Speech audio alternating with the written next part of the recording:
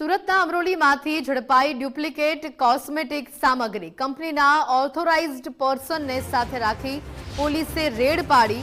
વેદાંત ઇન્ડસ્ટ્રીઝમાં આવેલા પ્રગતિ પાર્કની અંદર રેડ કરવામાં આવી અને 1.81 લાખની ડુપ્લિકેટ કોસ્મેટિક જપ્ત કરવામાં આવી છે। ડુપ્લિકેટ કોસ્મેટિક પ્રોડક્ટનું વેચાણ કરતા જેમીન ભરોડિયાની ધરપકડ કરવામાં આવી છે। સમગ્ર મામલે અમરોલી પોલીસે તપાસ હાથ ધરી છે।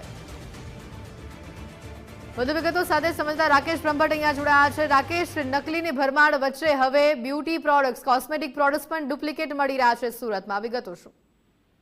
बिल्कुल सूरत सिटी अंदर नकली चीज हो के पनीर हो के पछी खाद्य पदार्थों वस्तु हो ज्યાં જો ત્યાં નકલી ચીજ વસ્તુઓની ભરમાર જોવા મળી રહી છે। ત્યાં ફરી એક વખત નકલી કોસ્મેટિક છે તે સુરત માંથી ઝડપાય છે।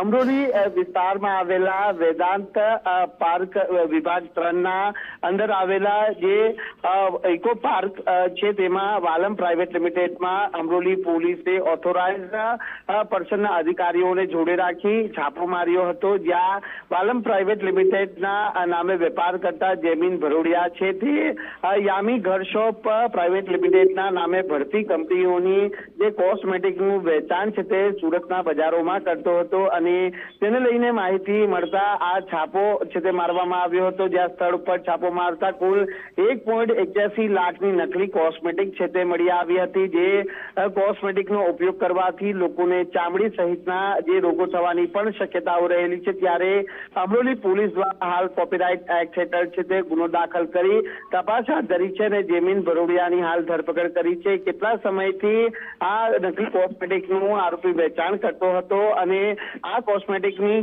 અંદર વપરાતો જે મટીરિયલ છે તે કયા પ્રકારનું છે તે જાણવા માટે સેમ્પલો પણ લેવામાં આવ્યા છે। જે સેમ્પલ તપાસ અર્થે હાલ જે છે તે લેબ ખાતે મોકલી આપવામાં આવ્યા છે અને આગળની જે કાર્યવાહી છે તે અમરોલી પોલીસ દ્વારા હાથ ધરવામાં આવી છે। જી આભાર રાકેશ વિગતો બદલ।